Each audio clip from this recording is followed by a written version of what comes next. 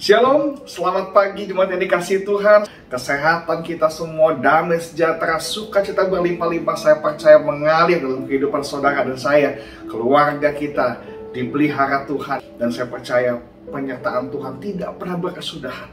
Kini tiba saatnya di pagi yang indah ini kita mau mendengarkan kebenaran firman Tuhan. Kita mau satukan hati, satukan pikiran, kita berdoa. Bapa dalam surga, terima kasih untuk pagi hari ini Bapa kami bisa bangun dengan tubuh yang sehat. Di sanalah kami mulai untuk mengucap syukur kepada Engkau Tuhan karena pemeliharaan-Mu sempurna atas hidup setiap kami Bapa. Kesehatan yang kami terima, kebaikan yang kami terima Tuhan, itu semua karena kesetiaan-Mu yang tidak pernah berkesudahan dalam kehidupan setiap kami. Terima kasih Bapa, terima kasih kami sudah memuji menyembah-Mu Tuhan. Kini tiba saatnya kami mendengarkan kebenaran firman Tuhan. Kami berkati Bapa, supaya apa yang kami dengar menjadi rema dalam kehidupan kami dan mengubah hidup kami semakin memuliakan nama-Mu Tuhan. Terima kasih Bapa, kami memulai hanya dalam nama Yesus, haleluya, amin. Judul khotbah saya pada pagi hari ini mengenal Allah yang hidup, mengenal Allah yang hidup. Hosea 6 ayat yang ketiga, kita mau baca sama-sama 2, 3. Marilah kita mengenal dan berusaha sungguh-sungguh mengenal Tuhan. Ia pasti muncul seperti fajar. Ia akan datang kepada kita seperti hujan. Seperti hujan pada akhir musim yang mengairi bumi. Saudara, Hosea mengajak kita tidak hanya mengenal Tuhan, tapi dia mau mengajak kita supaya kita berusaha sungguh-sungguh.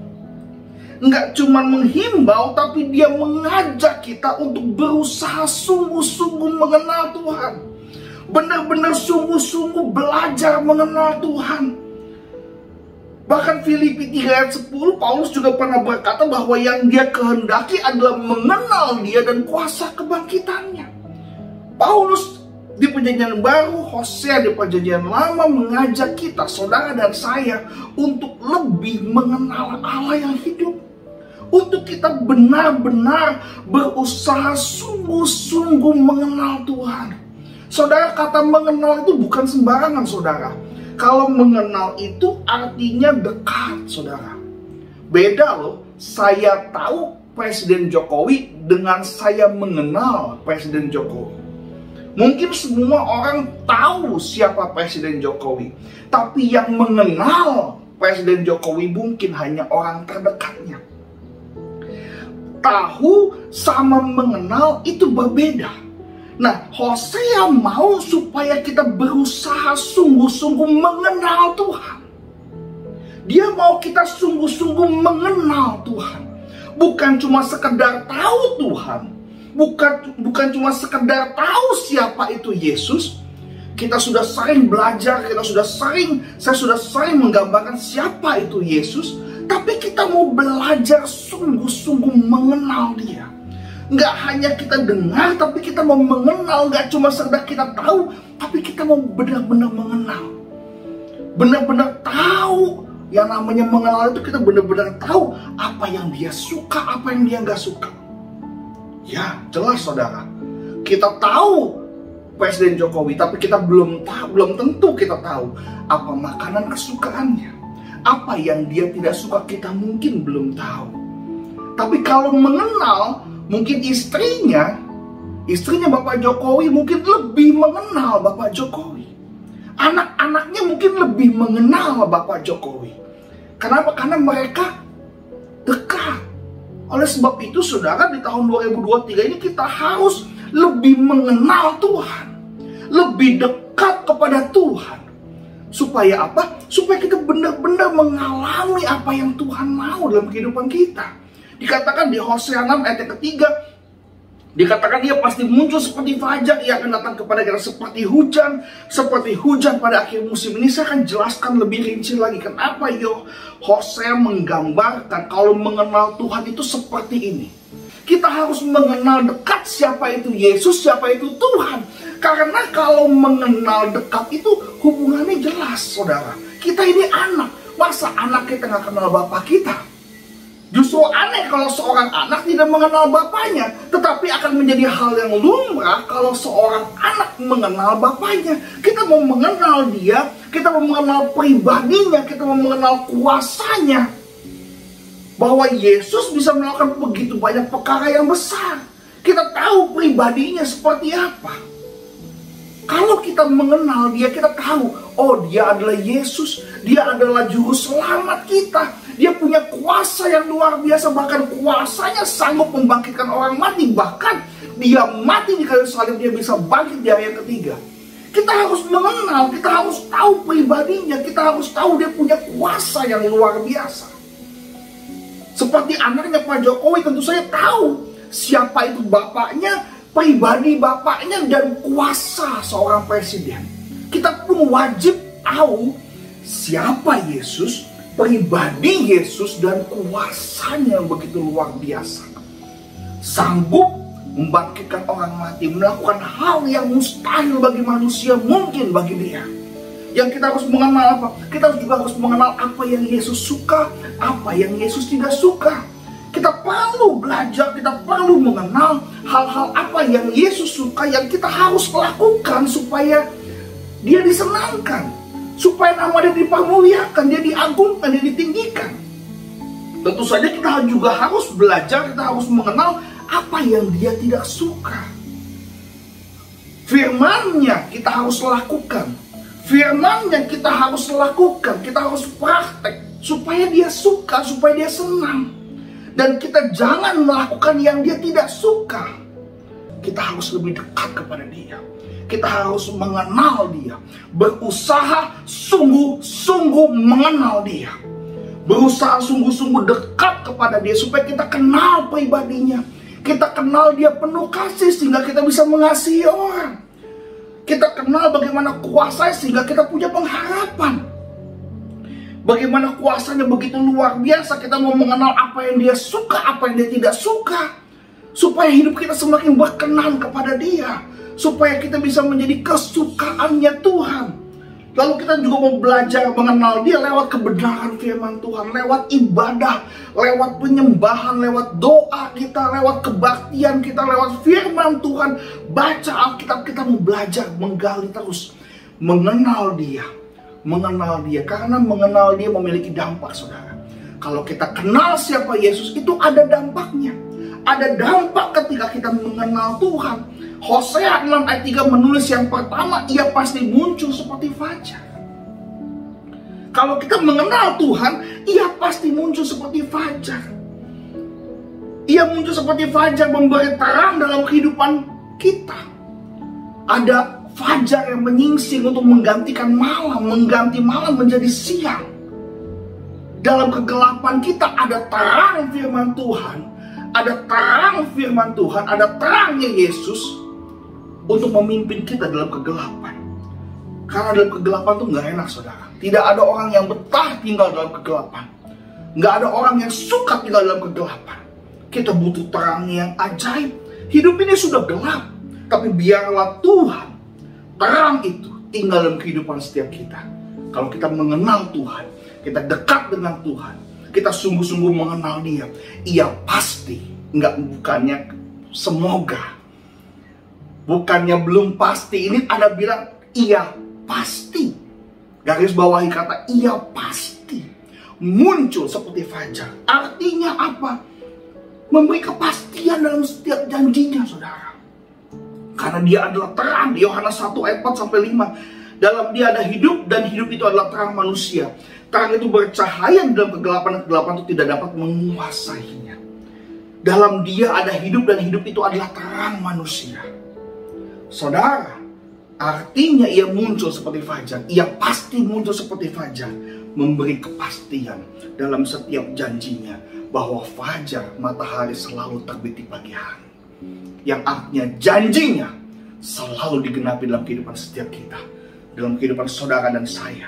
Ada kepastian. Kalau kita mengenal dia, benar-benar sungguh-sungguh mengenal dia, ia pasti. Bukan semoga. Bukannya mudah-mudahan, ini pasti. Pasti ada kepastian dalam setiap janjinya. Bahwa fajar menyingsing. Kalau kita berdoa di pagi hari menantikan fajar, artinya ketika fajar menyingsing, ya doa kita dijawab sama Tuhan. Doa kita sudah Tuhan dengar. Dan kita tinggal menunggu jawaban setiap doa kita. Dan janjinya tidak pernah tidak digenapi dalam kehidupan saudara dan saya.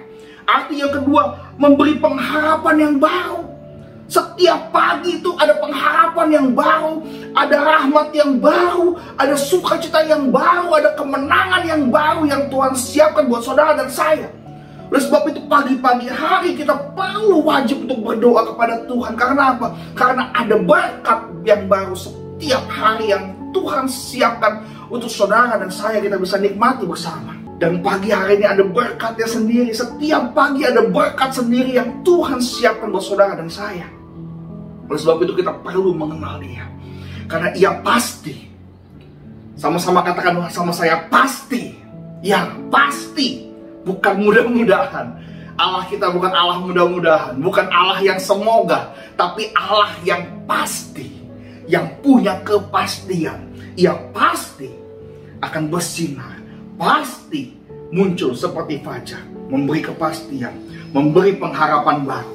Yang kedua, Ia akan datang seperti hujan. Dikatakan Ia akan datang kepada kita seperti hujan. Tidak ada lagi kekeringan dalam kehidupan manusia. Hujan artinya membasahi. Tanah yang kering dibasahi air hujan sehingga tidak ada lagi kekeringan. Saudara, kalau kita mengenal Dia, tidak ada lagi kekeringan dalam kehidupan saudara dan saya. Tidak ada lagi kekeringan. Tidak ada lagi kelaparan. Tidak ada lagi penderitaan.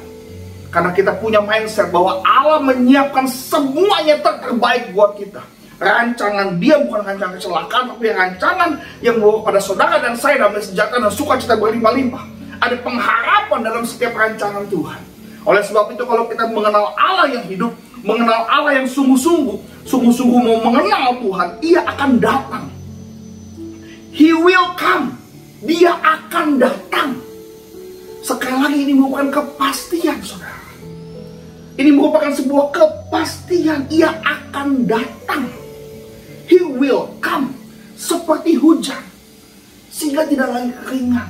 Sehingga tidak ada lagi yang namanya penderitaan. Kita semua tahu bahwa Allah menyiapkan yang terbaik buat saudara dan saya. Karena seperti air, Yesus itu seperti air yang ketika kita terima air itu, kita tidak pernah akan haus lagi. Firman Tuhan Yohanes 4 ayat 13-14, jawab Yesus kepadanya, barang siapa minum air ini, ia akan haus lagi. Air yang dari sumur. Ini cerita tentang perempuan yang ada di tepi sumur itu, perempuan Samaria.